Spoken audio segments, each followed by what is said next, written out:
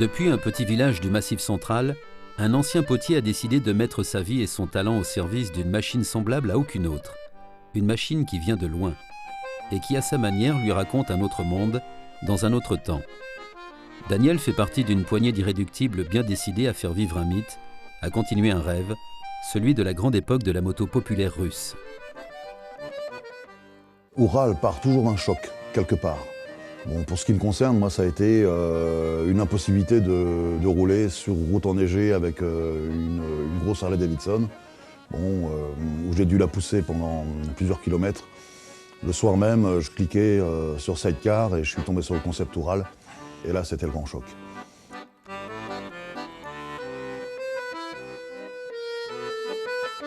La première Oural, je revenais de Paris.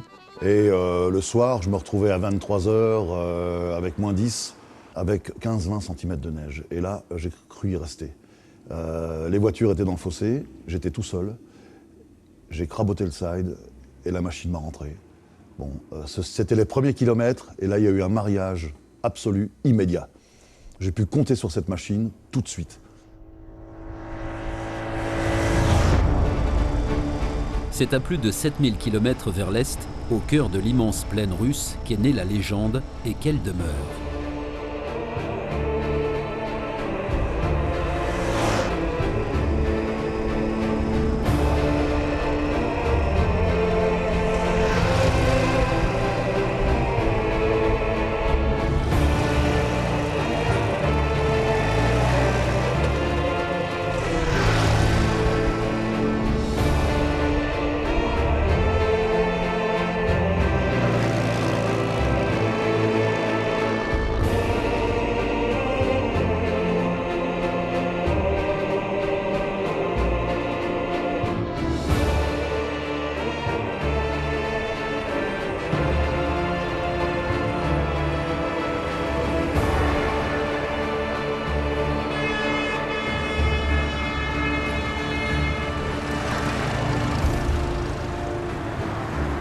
Dans la petite ville de Irbit, aux confins de l'Oural et de la Sibérie, le temps semble s'être arrêté.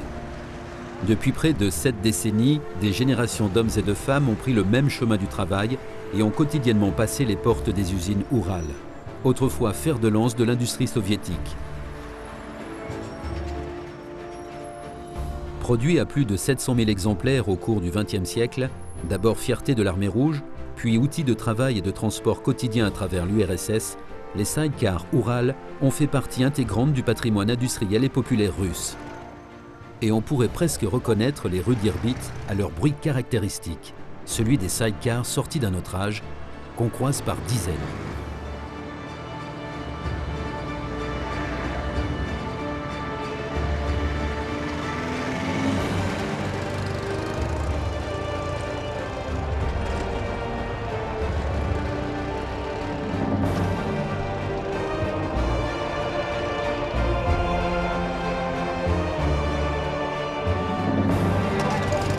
Près de 20 ans après l'effondrement de l'URSS, ces engins de légende, purs vestiges des années 30, semblent pourtant avoir disparu des paysages et des chemins de la Nouvelle-Russie. Et les vastes allées de l'usine sont à présent étrangement désertes. Ici, pas d'ordinateur, pas de machines sophistiquées, pas de lignes automatisées. Une poignée d'ouvriers artisans utilisent les mêmes méthodes et reproduisent les mêmes gestes, transmis de génération en génération, depuis la veille de la Seconde Guerre mondiale, dans un rituel en apparence immuable.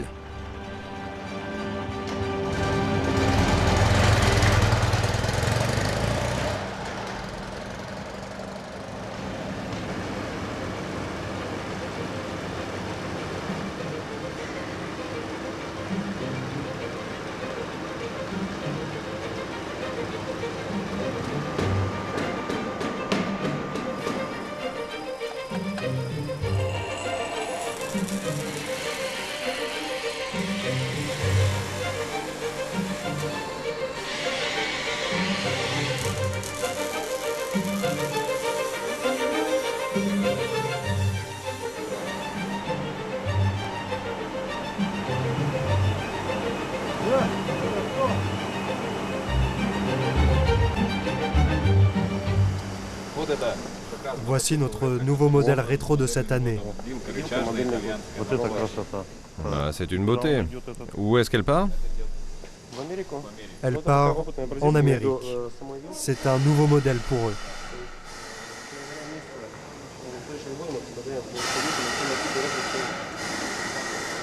Ah, les amortisseurs sont un peu durs. Ah, je vois que vous avez changé les phares. Oui, on les fait ronds pour donner un petit peu cet aspect rétro. C'est ce qu'ils attendent.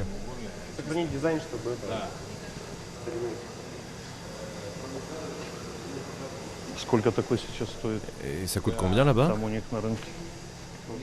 Ça coûte environ 10 000, non 15 000. 15 000 $. C'est le prix du revendeur. Oui, oui. Puisque le destin de la ville et de l'usine semble à ce point lié, Monsieur le maire tient à venir régulièrement en visite sur les lignes d'assemblage. En connaisseur, il vient s'enquérir des dernières évolutions techniques et de l'état des affaires. Ça représente combien d'unités vos commandes?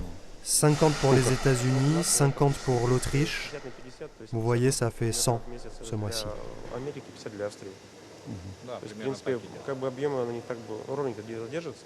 Et vous vous en sortez avec ça? Oui, ça passe, malgré les problèmes avec la douane. Et il s'inquiète peut-être surtout du moral des travailleurs. Plus de bruit dans le moteur avec ces pignons allemands. Oui, avec ça, plus d'accrochage, plus d'à-coups. Et aussi dans la boîte de vitesse? Elle ne fait plus de bruit et surtout, elle ne fuit plus. Et un générateur japonais, je vois.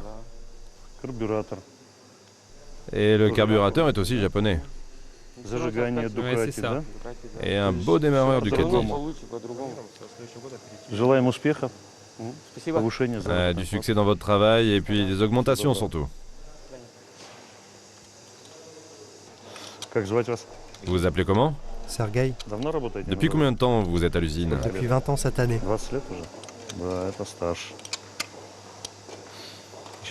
Vous étiez donc sur les grandes chaînes d'assemblage de l'époque. Vous avez connu l'époque des fameuses triples vacations. Oui, oui, j'y étais.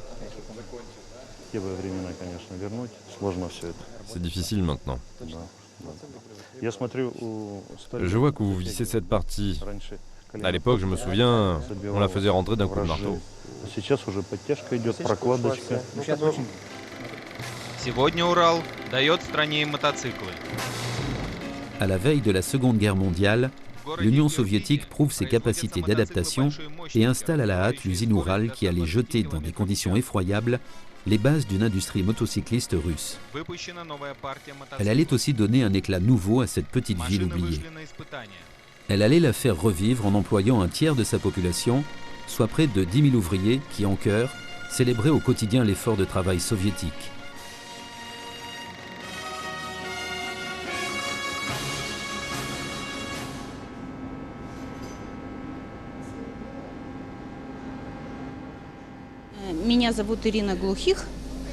Je m'appelle Irina Glubich et je dessine les sides et les réservoirs depuis 22 ans.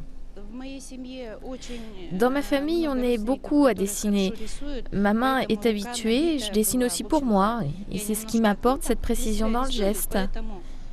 Ça m'arrive bien sûr de me tromper, mais je corrige et c'est bon. Un être humain peut toujours se tromper. Regardez au Japon, tout est automatisé. Mais je reste persuadée que l'œil humain voit mieux.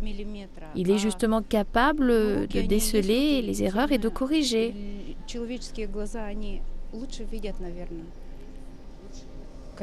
Ça n'est jamais un problème.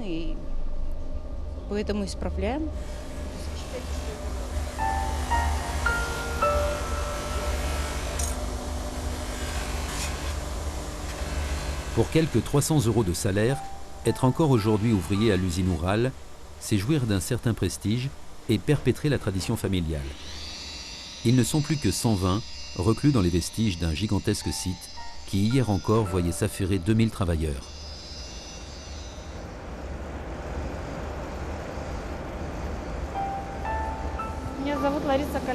Je m'appelle Lanissa Kolanko. Je travaille à l'usine depuis 16 ans, 10 ans dans cet atelier.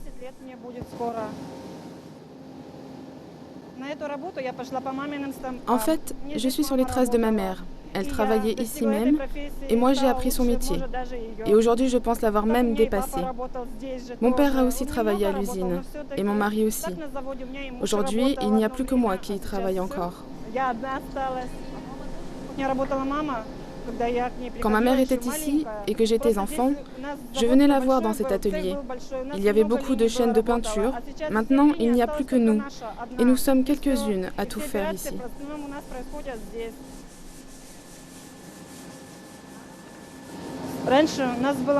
Avant, on produisait beaucoup de motos. Les Russes nous en achetaient en quantité. À présent, on les fabrique pour les étrangers et pour eux, je crois que c'est un luxe de pouvoir rouler avec.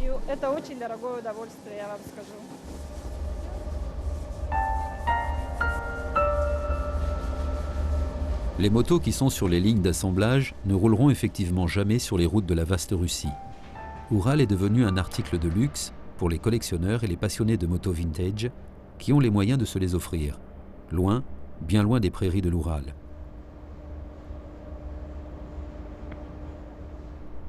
Mais à Irbit, pour la moto, rien n'est comme ailleurs. La moto du peuple roule toujours sur les chemins qu'il a vu naître. Et il fait bon, par un beau dimanche matin, faire une petite virée en side et entre copains dans la campagne. Le side érigé en art de vivre.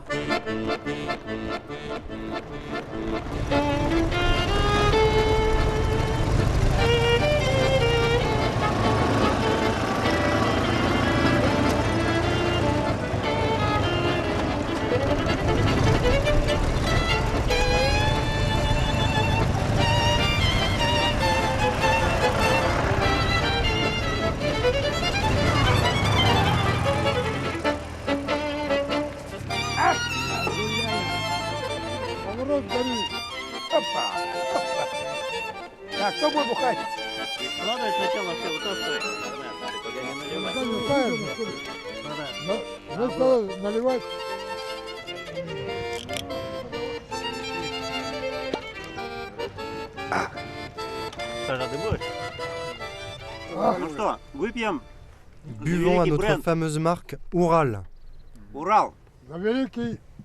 À notre grande usine de moto.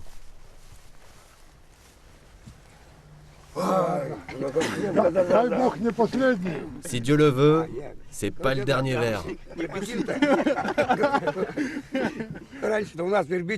À l'époque, à Irbit, des grands aux petits, tout le monde était en side. Et à Pékin, à l'autre bout du pays, toute la ville était sur des vélos. Et du coup, on nous appelait le Petit Pékin, le Pékin de la moto. Eux sur leurs vélos, nous sur nos motos. Vous voulez une petite anecdote? Papy et mamie jouent à cache-cache. D'abord, c'est mamie qui cache la bouteille, et quand papy la trouve, c'est mamie qui se cache.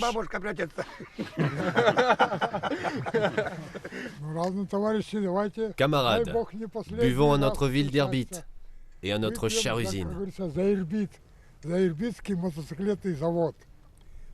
Pour qu'elle ne meure pas. Pour qu'elle se porte bien. Le directeur nous avait promis qu'il allait tout faire pour la maintenir, mais en attendant, il paraît qu'il prévoit de nouveaux licenciements. On verra. Santé. Santé.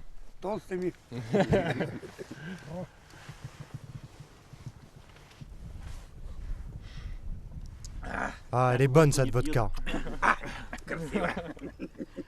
La Russie est forte. Le pouvoir soviétique aussi. On va se promener tous les week-ends avec les copains. Et parfois, on va pêcher du bon poisson. En été comme hiver, nous sommes sur nos engins. Le temps ne nous arrête jamais. Qu'il neige, qu'il pleuve, même quand il fait très froid, on y va.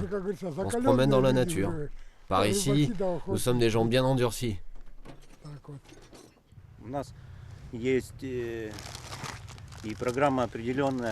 Avec les copains, nous suivons notre petit programme. Il y a deux bandes bien distinctes ici. Les gens en moto solo et ceux en side. Et pour rien au monde, on ne raterait une occasion de se balader avec nos machines. En fait, on passe nos vies avec nos moteurs.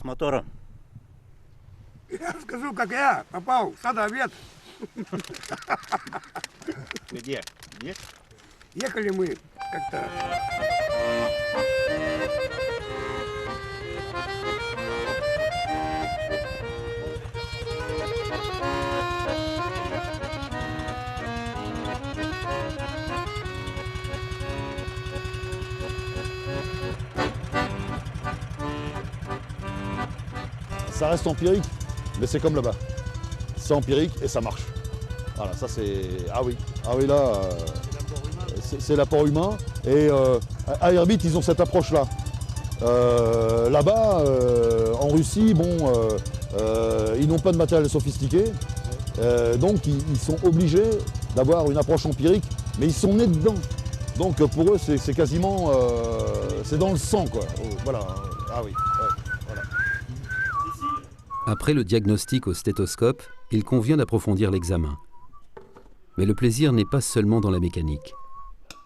Avoir une orale, c'est aussi et surtout prendre le temps d'être ensemble.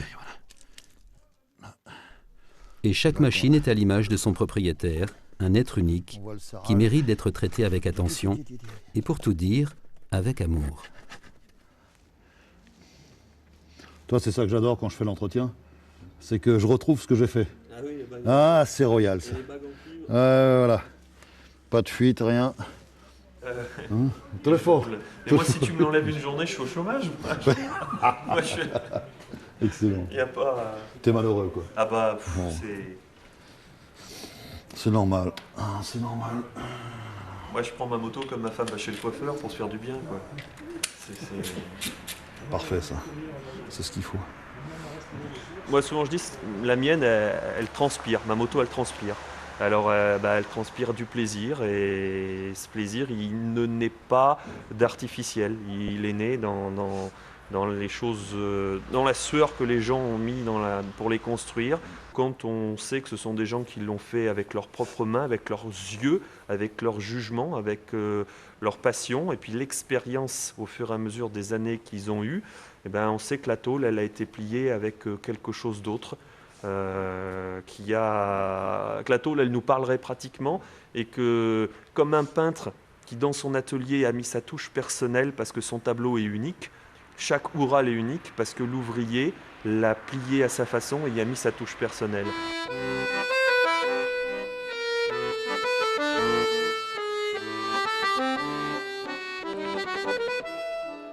Dans les rues d'Irbit, vous avez des petites officines avec des garagistes qui ont une dextérité absolument époustouflante.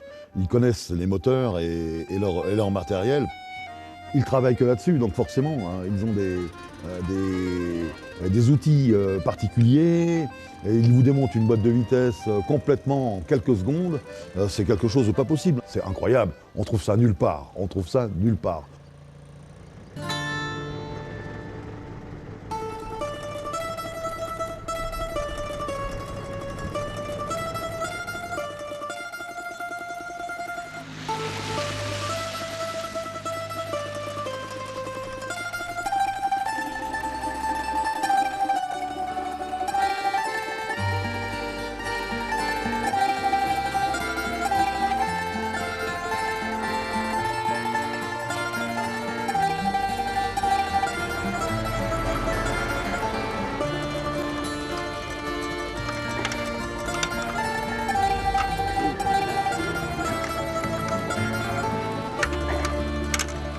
Pour continuer de faire fonctionner ces mécaniques aussi simples que capricieuses, il faut de l'expérience et un certain savoir-faire local que l'on ne trouve pas dans les manuels de mécanique. Formé comme beaucoup à l'usine, Anatoly est aujourd'hui à son compte et il se fait appeler le chirurgien. Je suis comme un chirurgien. C'est comme ça qu'on m'appelle ici. N'importe quel bruit suspect dans un moteur et je sais ce qu'il faut faire. Et c'est très simple en fait. Pourquoi tout Irbit vient me rendre visite? Même les jeunes. Tonton Anatoly, est-ce que tu veux bien me régler le carburateur, me réparer le démarreur? Et moi, je leur fais. Je leur répare leur carburateur. Enfin, tant que c'est possible.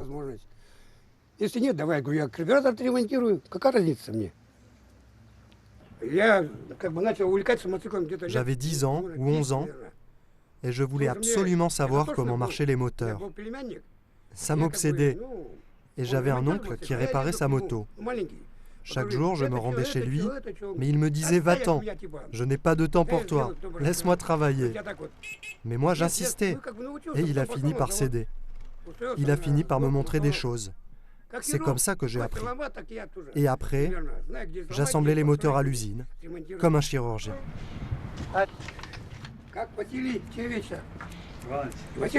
Vassili Ivanovitch, c'est quoi le problème?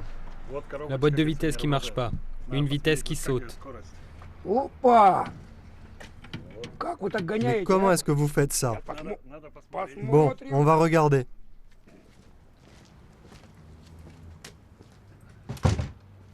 Je pousse d'abord la bouteille de vodka. Il faut surtout pas la renverser.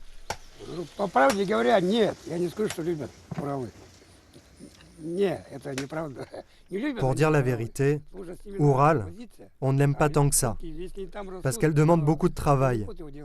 Si t'es pas vraiment doué de tes mains, tu ne pourras pas la faire marcher. Il y en a qui savent juste mettre de l'huile et du gasoil, mais ça ne suffit pas pour la faire fonctionner.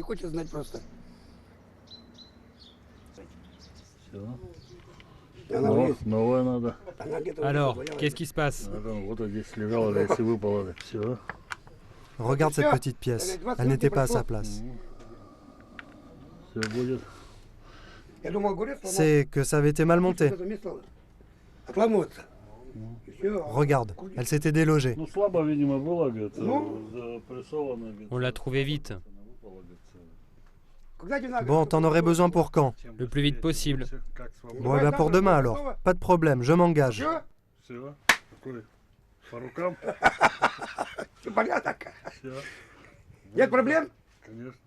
Ce sera fait. On va réparer la catastrophe. Un ami passé par là, l'incontournable Alexander Boulanov, lui aussi un ancien de l'usine, devenu le conservateur du musée de la moto. Alors vous avez trouvé le problème?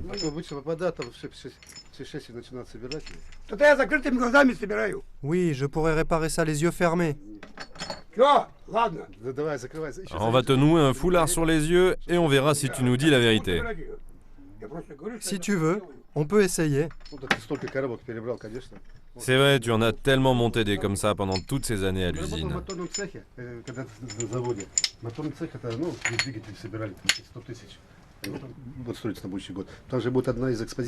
Je t'avais dit que dans notre futur musée, une des attractions sera le garage du biker. Et moi, j'aimerais beaucoup qu'on expose le tien.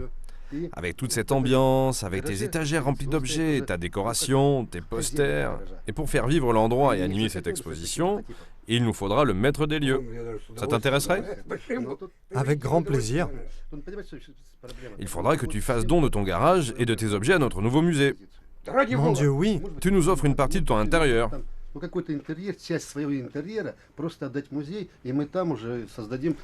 Ce n'est pas la première fois. Je t'ai déjà donné beaucoup de choses par le passé. Je sais, mais quand on donne, il faut aller jusqu'au bout. Dis-toi que c'est pour le musée, et donc pour la ville.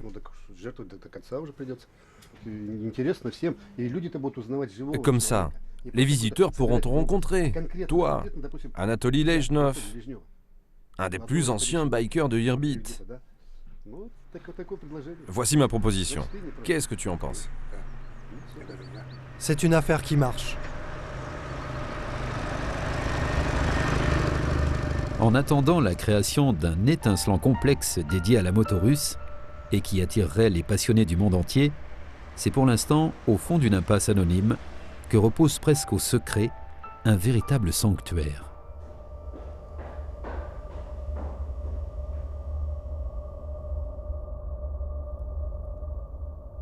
Le musée de la moto renferme à l'abri du monde toute la mémoire d'un passé glorieux, toute une mythologie qui mêle la grande histoire du XXe siècle avec les pages héroïques du motocyclisme. Plus qu'un conservateur, Alexander est le gardien et le passeur de cette mémoire. En 1940, on cherchait à produire une moto russe lourde pour l'armée rouge. On devait déterminer à quoi ressemblerait cet engin. Il n'y avait pas de moto russe à cette époque. Et à la veille de la guerre, on en avait un besoin urgent. Il fallait que l'on trouve des sources d'inspiration, qu'on étudie ce qui existait déjà. Les Américains avec leur Harley Davidson, les Anglais avec la Royal Enfield, et bien sûr, les Allemands avec la BMW. Et il fallait qu'on choisisse. L'origine de la moto russe vient donc directement de la BMW modèle R7. La première industrie russe de moto démarre en grande pompe dans les usines Octobre Rouge de Moscou. Mais en juin 1941, l'histoire bascule lorsque les troupes de Hitler envahissent la Russie et avancent vers la capitale. Il est alors décidé de déménager en urgence l'usine à l'abri de l'ennemi, loin à l'intérieur du pays, au-delà des monts Oural, dans une petite ville dont personne ne connaissait alors le nom. À l'époque, on pensait que ce serait temporaire, un mois ou deux, le temps de repousser Hitler hors de nos frontières. Mais quand ils ont vu les gens de la région travailler si dur et pratiquement à ciel ouvert, dans de si mauvaises conditions, ils ont décidé de laisser l'usine ici, à Irbit.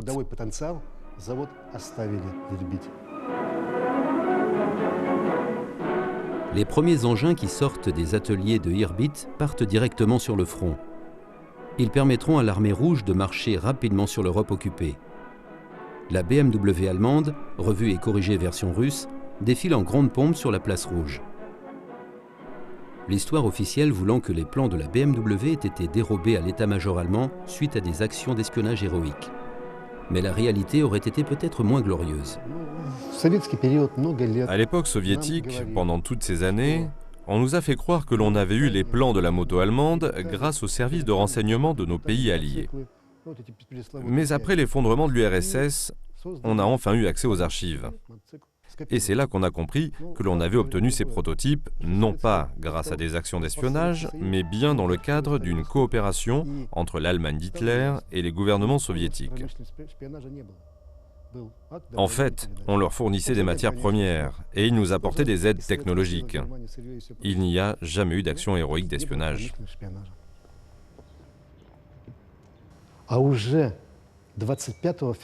Mais l'important dans cette histoire est que ce sont les habitants d'Irbit qui ont rendu cette industrie possible.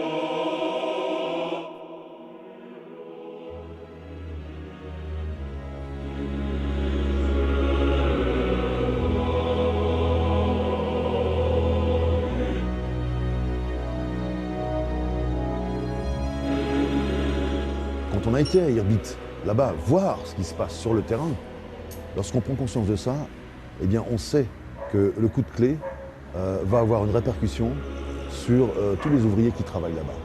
Lorsqu'on touche un Oural, on serre la main à un ouvrier. Voilà. Ça, c'est j'en ai conscience, mais vraiment, et c'est très émotionnel. Quelle que soit l'heure, même s'il fait froid, même si c'est difficile, à chaque fois que j'ai un petit coup de blues, je pense à ça. Eux, ils vivent encore plus dur, et ils le vivent à fond.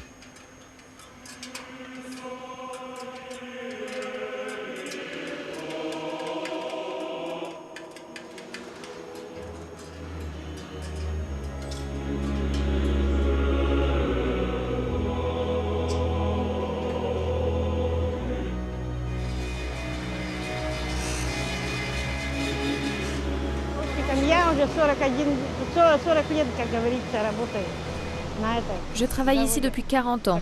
J'ai appris à tout faire ou presque dans cette usine. C'est un travail pour un mec. C'est difficile. C'est vraiment un boulot d'homme que je fais là.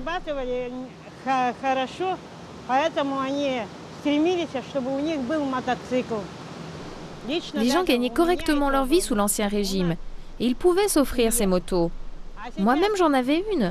On s'en servait tout le temps dans ma famille. À présent, les salaires ont beaucoup baissé. Déjà qu'on n'a jamais été riche dans cette région du pays, mais la chute du régime soviétique nous a achevés.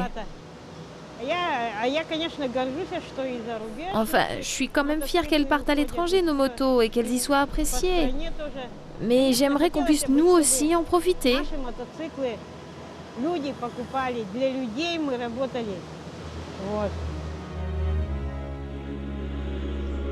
Andrei a commencé à l'usine à 17 ans. Il est aujourd'hui ingénieur en chef et se souvient bien de cette période dite d'ouverture, où la Russie, en 1991, s'ouvrait brusquement au reste du monde, du jour au lendemain jeté dans l'économie de marché.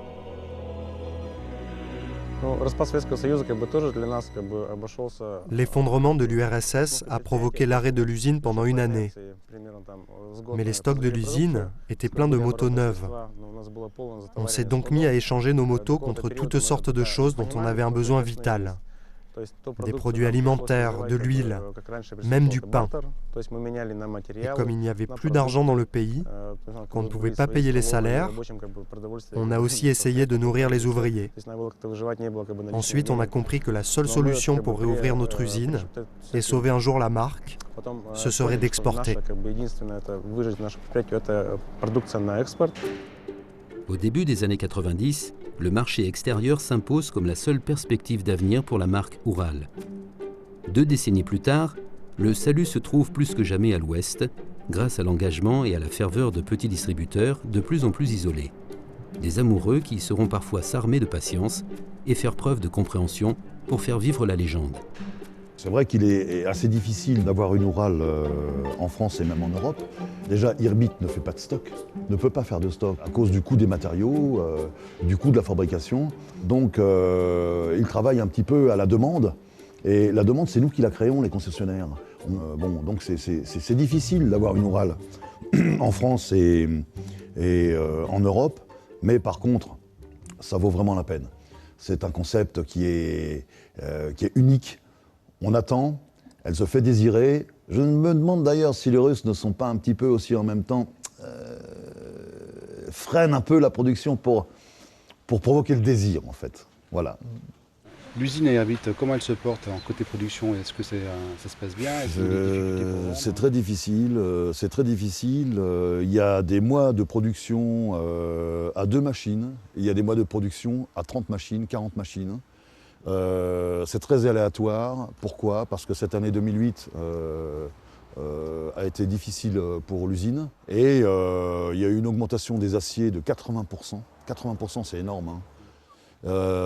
Il y a eu des augmentations de salaire de 20% en 2008. Et en fait, pour avoir de bonnes relations avec l'Europe, les Russes ont dû se mettre à jour au niveau écologique, ce qui leur a coûté une fortune au niveau de l'usine. C'est pour ça que les Ural ont pris 10% de prix. Mais c'est rien par rapport à ce qu'ils ont endossé vraiment. Hein, alors ils se demandent s'ils vont continuer ou pas, mais enfin ça fait 3 ans que ça dure. Je veux dire, donc ça va continuer parce que c'est un concept qui ne peut pas s'arrêter. C'est impossible. C'est impossible.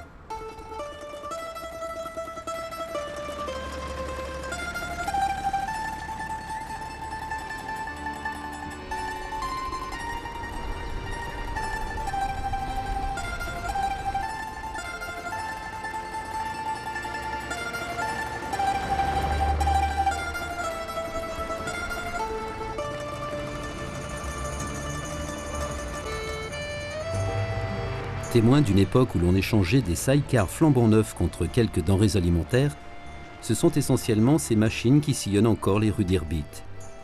Les habitants ont su conserver ces cadeaux peu communs et en ont fait un outil indispensable de la vie quotidienne, entre nostalgie de l'ancien régime et attachement à la tradition locale.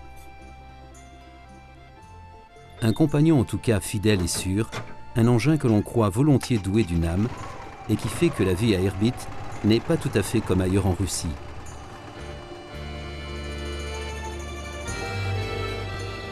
Я работал в 171-м цехе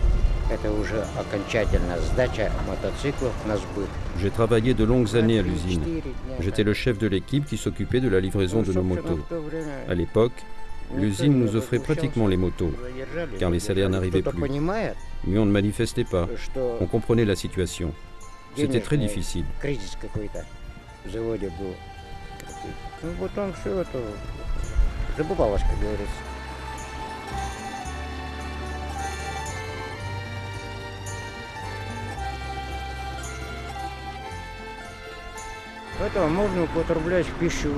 C'est ici que les gens du quartier vont chercher leur eau. C'est le seul endroit où on peut la boire. Elle est très bonne. On s'en sert pour faire notre thé, notre café, pour se faire de bonnes soupes. Tout le monde vient se servir ici, tous les jours, et ceux qui n'ont pas de moto, ils n'ont plus qu'à la porter.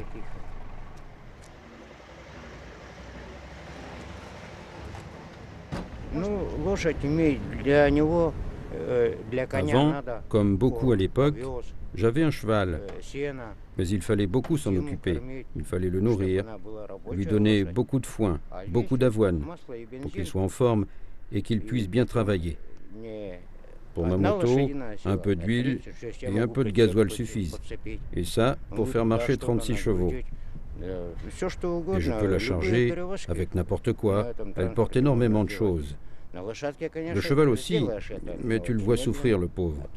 Avec elle, je peux tout faire.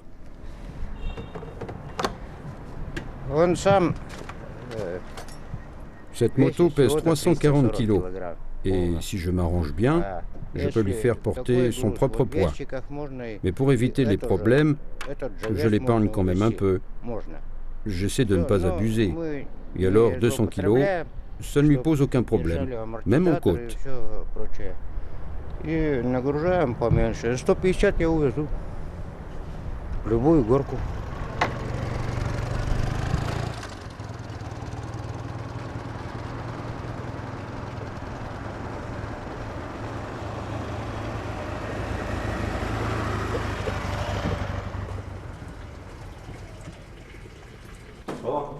Salut.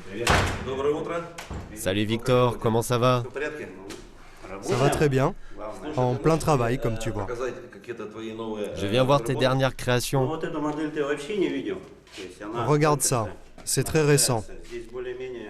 Je vais y mettre un moteur dernier cri. Ça fait partie de ma collection Classic Custom. Je la construis pour un client de Moscou. Et on va la faire tourner sur les concours, à commencer par le Grand Custom Show de Moscou de cette année. Je crois qu'il va beaucoup aimer, et je suis même sûr qu'il va la retrouver dans les journaux. Surtout que je prévois de lui rajouter le drapeau russe, pas en grand et en couleur sur le réservoir. Si Irbit est considéré comme le sanctuaire de la moto populaire russe, où le sidecar n'est autre qu'une bête de somme brinque-ballante, certains ici en font des bêtes de concours. Un art résolument tourné vers l'avenir et tourné vers l'Ouest. Constructeur génial pour les uns, excentrique peu orthodoxe pour d'autres, c'est dans le sous-sol de son immeuble que Victor imagine et élabore ses créations originales qui ne gardent de la bonne vieille Oural de ses compatriotes que le moteur.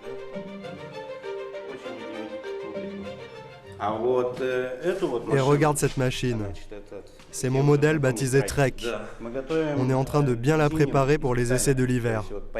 Et dès qu'on aura beaucoup de neige, que ce sera bien glacé partout, je t'invite et tu pourras l'essayer. On fera le test drive ensemble, entre vieux coureurs moto. Je suis pas si vieux que ça, mais d'accord, je viendrai quand même. Tu vois, sur cet engin, il n'y a pas de blocage des roues arrière. On roule en dérapage permanent. Et j'ai rajouté des pneus de voiture de course pour que ça tienne quand même bien la route. Mais ce n'est pas vraiment un problème. C'est ce qui rajoute l'adrénaline. Tu as le vrai plaisir du drive. Par contre, ce à quoi je n'avais pas pensé, c'est le siège métallique, glacial en hiver. On fera avec. On n'aura qu'à mettre les bons vieux pantalons en coton de nos grands-pères.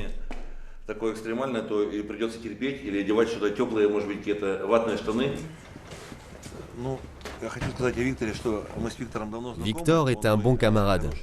C'est aussi un excellent mécanicien. Il a des doigts en or. Il est aussi constructeur et designer. Il a du talent en tout.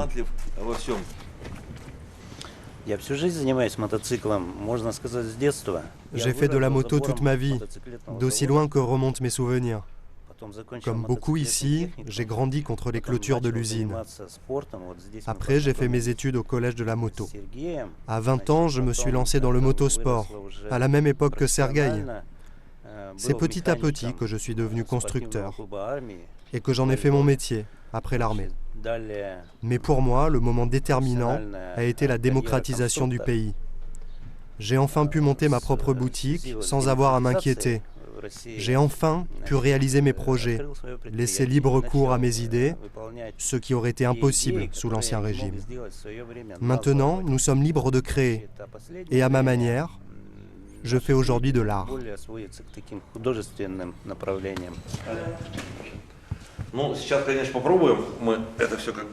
Il faut que j'essaie. Ça n'a pas l'air très confortable. La position est un peu bizarre, je trouve.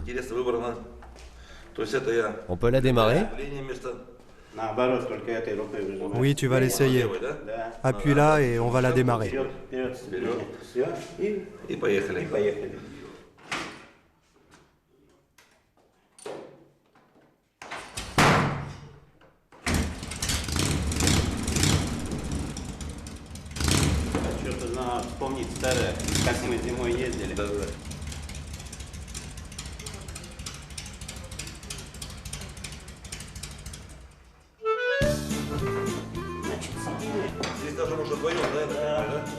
On peut s'y mettre à deux? Je m'installe. Oui, bien sûr. Parce que pour tout dire, lors des derniers essais sur le lac, on l'a mise à l'eau et elle a commencé à couler. Très vite, je me suis retrouvé avec de l'eau jusqu'aux genoux. Je pourrais te la laisser, mais si je le fais, tu comprends, il t'arrivera forcément la même chose. Toi aussi, tu te retrouveras au milieu du lac avec de l'eau jusque-là. T'inquiète pas, je mettrai mon slip de bain.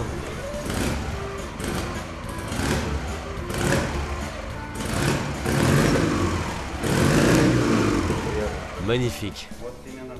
Quel beau son. Tu vois, avec celle-là, j'essaie de préserver les traditions. Et si le client a la même sensibilité que moi, on arrivera ensemble à un beau résultat. On fera une belle moto.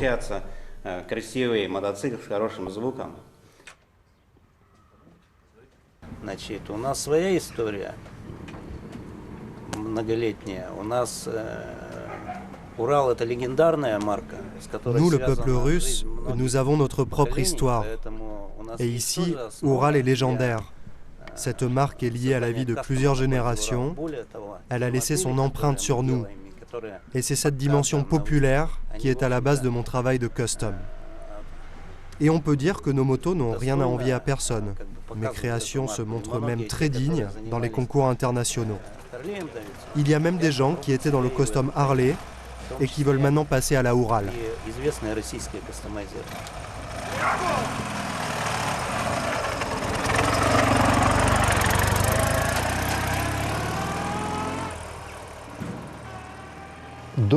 Avant 1955, Irbit produisait seulement pour l'armée rouge. Mais à cette date, il a été décidé d'en produire pour la population civile. Le modèle M72M est une adaptation fidèle du modèle militaire. Et très vite, on l'a retrouvée dans tout le pays. Elle est devenue très populaire, surtout à la campagne, où elle a véritablement remplacé le bon vieux cheval de trait. Cette machine était étonnamment adaptée à notre immense pays et à ses mauvaises routes. Elle est devenue la moto du peuple. Un cheval de trait, mais pas seulement. C'est aussi à cette période que les Russes font de la Oural leur cheval de course. Un cheval avec lequel ils vont établir tous les records, même les plus improbables. Et Alexander est un de ceux qui ont écrit les plus belles pages du sport motocycliste russe, alors en plein essor.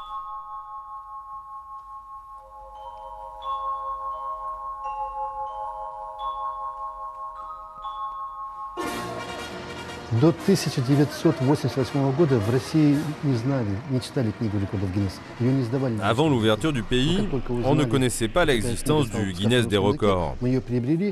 Et en 92, on a pu se le procurer. Et avec mon copain, on a voulu établir un record qui puisse être inscrit dans ce fameux livre. On a alors décidé de rouler avec un de nos sides, sur 2 roues, pendant 24 heures, soit 1014 km en équilibre, sans s'arrêter. On se relayait en marche, on faisait les cascadeurs, et avec le side qui pesait 90 kg, le garder toujours en l'air, c'était tout un truc. Il fallait être d'ici pour le faire.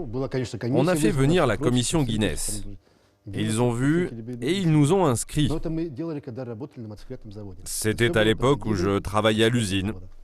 Toute cette aventure a été organisée sous l'égide de l'usine. Je la regarde avec amour. Quand je la touche, je revis ma jeunesse. Depuis 1944, on a gagné plus de 600 médailles. Nous avons ici 57 champions. Tout cela, c'est la fierté nationale. C'est la fierté d'Irbit, l'honneur de notre ville et de ses habitants. Pour une petite ville comme la nôtre, loin de tout, c'est unique.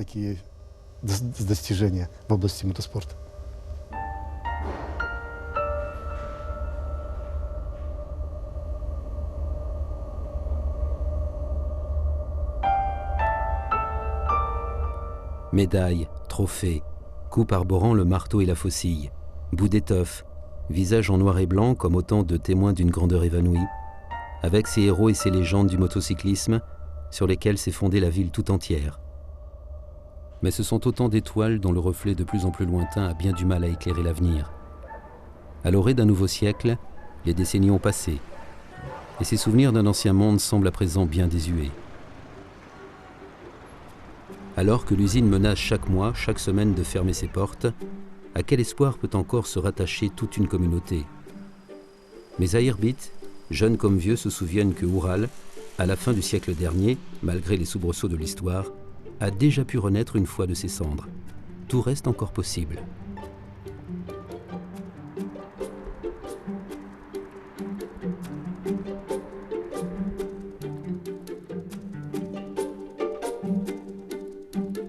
Au collège de la moto d'Irbit, les classes sont pleines où les futurs travailleurs de demain apprennent les secrets de fabrication d'une moto russe qui demeurera la meilleure au monde.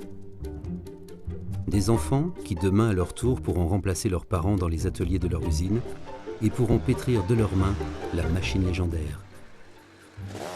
Et si ce n'est pas dans ces ateliers, c'est peut-être au guidon de nouveaux bolides à 3 roues que l'on pourra de nouveau décrocher les titres et les médailles qui feront demain encore résonner le nom de cette ville au-delà de la plaine.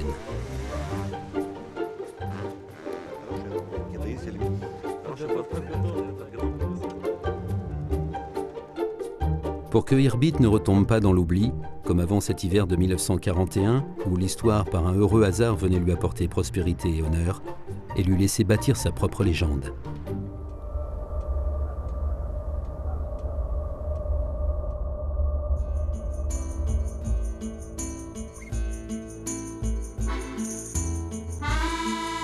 Ural part toujours d'une prise de conscience, en fait.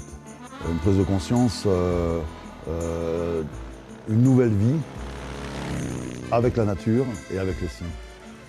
On a des performances qui sont modestes, on roule à 100 maximum, mais surtout c'est un concept de vie. On est dans la nature, avec les personnes qu'on aime, avec les amis, on contemple ce qui se passe, on s'arrête où on veut, on se fixe où on veut. C'est très sécurisant comme machine, c'est un concept de vie qu'on ne retrouve avec aucune machine. Et on a envie que la marque se poursuive le plus loin possible.